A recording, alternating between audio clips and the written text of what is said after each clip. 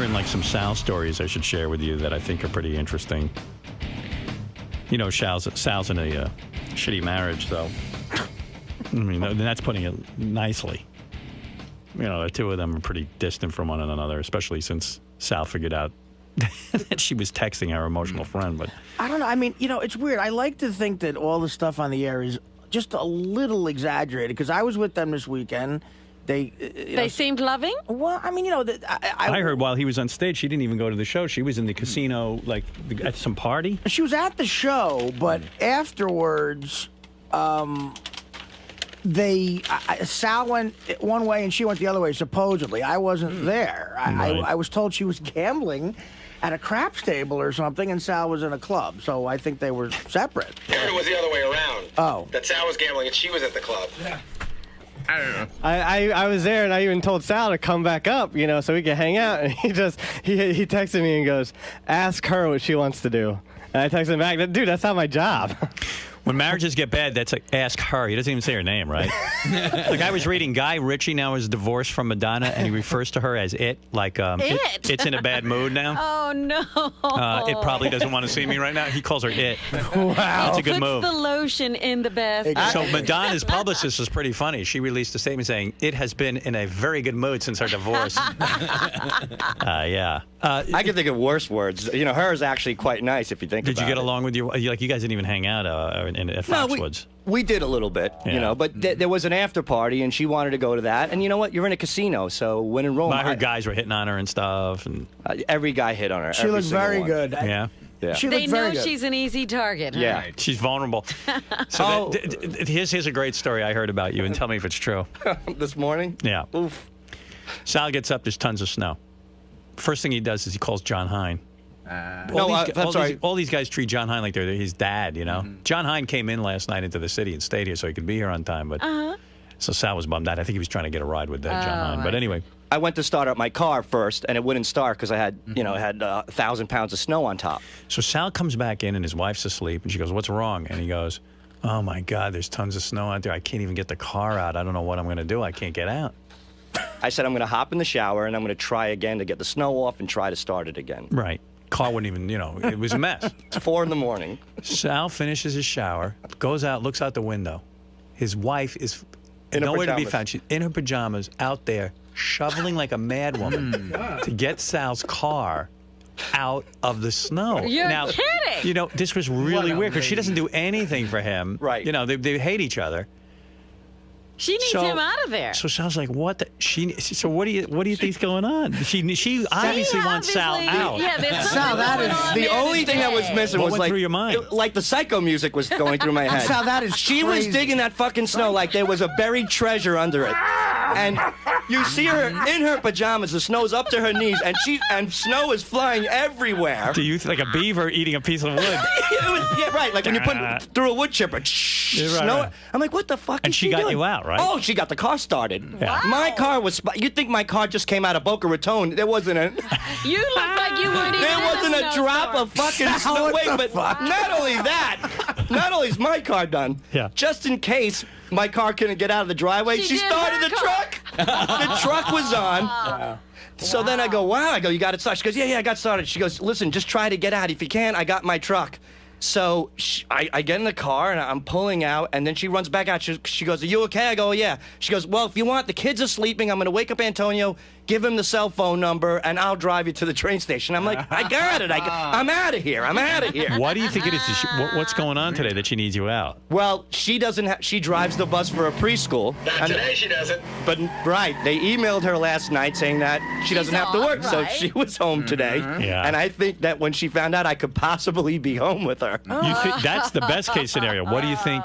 Do you think she has something going on in the house? No, I don't know. You see, you're putting stuff in his head. Sal is thinking. I'm putting Sal's stuff in just my thinking. head. See, Sal, you're thinking she's annoyed with your company, so she wants you out. Right. Howard is going to a much darker place. I wonder if anyone else has the day off today. Oh yeah. You scumbag piece of shit. Who, me? No, yeah, I didn't do it. That's true, but no, I don't think that's He's the case. thinking she has plans to have company. Of course. But my wife, I swear, she wouldn't even get me ketchup. If it's in hands distance, and she's out there at 4 a.m. shoveling the snow. Proving out Howard. It was like a scene out of Survivor. Like it seemed like there was going to be a big reward at the end of it, and she got me out of there. What is that? There is a reward. Yeah. She's got something going on. She got a date. Yeah, but here's the thing. Okay, What's going on? Maybe she was being nice to me. Here's going. That's well, whatever. That's the best case scenario, but I don't think that's true. To argue, because I'm trying not to think like Howard here, but of course, as a man, I do sometimes think he's right. But the kids are home all day, right? Are the kids home all day? Today they are because there's no school. Right. So what? Yeah, but I mean, you call my kids are they're downstairs in their basement on their computers. They play their laptops. Yeah, but if she's having someone over, Howard, She ain't having someone over with the kids, though. is she? Right. No, not that I know. But I mean, when you followed her, the one thing that you caught her killed in me. the car with a dude, right? So I The never kids weren't in the car. I but, never I mean, she told you wasn't this. doing it. No, what? This one thing kills me, man. I mean, I could take a good joke and I'm rolling with the punches. I have to, otherwise I'd kill myself. Right. But one day there was a problem with the swing set, and my wife asked me to fix it. Right. And I didn't get around to it. And while the kids were home, she invited him over to fix my no. swing set. That was the one thing that drove me Oh, my absolutely. God. Well, salad should drive you crazy, Dude. She invited over the emotional friend Yeah. to fix the kid's swing set while they were home. My gracious. Well, again, they Out were. of all the people to call, she calls him. In her defense, they worked together, so they kind of knew of him. But he came over and fixed my children's swing set. It's over, And you Johnny. don't think there was flirting going on? And come on, I mean, what? Back Why then, would this he was bother- prior to me busting her. Right. You and know, he's so- doing well. But still, I mean, to know that, you know, that's what my dad did to me. You know, the beautician next door to the pizza place used to cut my hair. Right. And my dad made me kiss her goodbye, and he was fucking this broad. Right. Until one day my mom came coming in, and she tackled a lady in the beauty parlor. Do you think your kids prefer him over the house? Like when she was shoveling like a mad woman to get you out.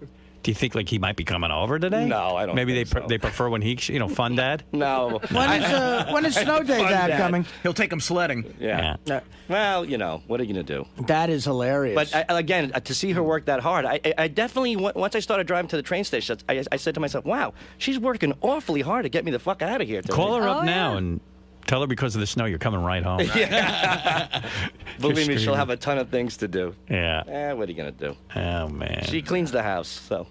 So would you say this weekend was a good weekend? You had fun with her? I played a lot by myself, so that was a lot of fun. And then, Because of the snow, does the emotional friend have the day off today? I don't know. I don't know his schedule. I don't know. I know they no longer Well, work. she has the day off. They don't work together. Wait a second. Hold a second. She has the day off because of the snow? Right. The emotional friend works with her, right? No. No longer. So Oh, as no far longer. as I know. He What do you doesn't. mean, as far as you know? Well, I heard he's no longer there. Really? Yeah. And Who as far- told you that? She did? Yeah, of course. I'll take a word for it. I bet you he's got the day off. Sal, That's why Sal had to get out of there.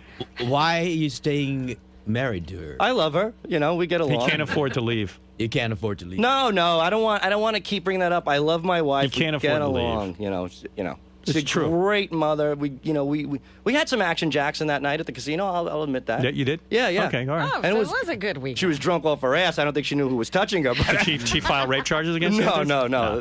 It was pretty good. It was pretty good. Only you piled on, right? There were no other people there. No, not that I can remember. So that was it. What are It you doesn't eating now, sound Artie? like there's any trust there. Artie, what are you eating now? Turkey burger. Man, that's He has been eating since the show started. This is the one you turned. It's healthy, yeah. Yeah. You know, but this is nothing unusual, is it? I mean, this is Artie. I don't notice him eating this much every day. Oh, yeah. You ought to see. You ought to see. It's an orgy. Howard, can I talk? Artie had some trouble with his helicopter this weekend as well. Oh, yeah, tell that story, Artie. What happened? Dude, A you have- helicopter. You have no idea. This is the craziest fucking. Artie thing. has a helicopter?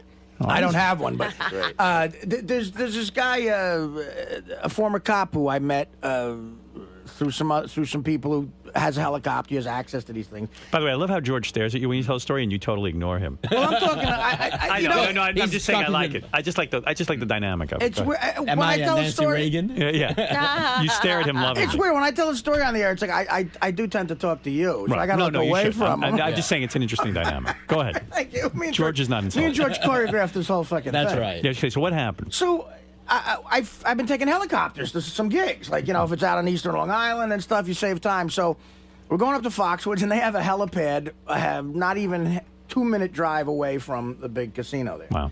So we decided to take the helicopter. Now it's me, JD, the kid who took over for Ted, Timmy, and this guy Mike, Helicopter Mike, we call him. Right. And he's he knows security. He's an ex-cop. He used to drive. He learned how to fly a helicopter in the military. He's real. He knows what he's doing. Right. And he's very cautious. We've done it a bunch of times, and I've always felt very safe. So I sit in the front, and I was just like in a zone. I put my hood on, and I wasn't listening to any of the radio stuff going back and forth. So it's like a 50-minute flight up there, and out of the nowhere, out of the Connecticut woods, comes Foxwoods and the MGM Grand. They rise up like out of the woods. It's weird. Like you see these two big fucking buildings. Right. And we're like, oh, okay, I'm good. We're finally gonna land because it's cramped. So it's pitch black out now because we left late, about 6 o'clock, and it's completely dark. He circles the buildings a couple of times, and we don't land. And I'm like, what the fuck is going on? Right. Is this guy fucking with me? Because I just want to land. And he seems like in a little bit more of a panic than I've ever seen him. And I go, Mike, what's going on? He goes, the helipad has no lights on, and there's no one down there. So I don't know where we're going to land. I go, what are you talking about? He said, the helipad has to be lit because Right, I can't land. I can't land on a helipad. So there's no radio communication. Everybody just left the helipad. Oh my God! What's with those Indians who run the place? Well, what happened was the story we got afterwards was Probably a big tribal council. We were supposed to be there at a certain time. Yeah. And we were they waited for half an hour, and then they just closed up shop. They shut the lights and left. These people just left and shut the lights to the helipad. And he goes, dude, I said, can you land in the dark? He's like, well, there could be wires around. No, I can't do that. Yeah, you could die. So now they're not answering us. And it's an 8 o'clock show. It's 6:30, and we're circling the fucking Foxwoods Hotel. So doesn't security realize that there's a helicopter hovering? Can't they hear you? Now, Tim gets out his thing and texts to the woman who he's in contact with, who's supposed to meet us there and take us to the rooms. Look, tell somebody to get out the helipad and turn the lights on, but she's not answering. Oh, yeah, so yeah. this guy makes like an executive decision, I guess, and he just starts looking around for houses that have big backyards. Wow. And he finds, he eyeballs a house, and this guy really knows what he's doing because he noticed that they were burning their garbage in this house. Right. And when I tell you this is Connecticut, 2.5 hours outside of New York City, it might as well have been the rural Kentucky woods. Wow. It was like they were burning garbage. They had like a potbelly stove. He could tell they probably didn't have electricity that went out to the house, so there were no wires around. Wow. So he could probably land there. So they have this big outdoor field, and we essentially landed in these people's backyards. These people are having dinner. Did they come running out of the house? Yeah, they're having dinner. Okay. Oh my God, that's and funny. it's a guy, his friend, the guy's son, and the other friend, and they're just enjoying dinner. And all of a sudden, the helicopter just like we just land in their backyard. Were you scared? You know what? I was never scared. I was more just like, what the fuck is going on? Right. Because the guy is such a good pilot, we were never out of control. Wow. He just was looking for a place to land. So It's like your Clit right. So I go, what are you doing, Mike? What are we doing? He goes, I have to land in this backyard. I got to figure out what's going on. So deer all scatter. You can see the deer moving away, and we land in this open field. Wow. And which is essentially the backyard of these people's houses. Now they start come running out, and they look like. Get our guns. Well, we're being invaded by aliens. That's what they look like. They look like Right.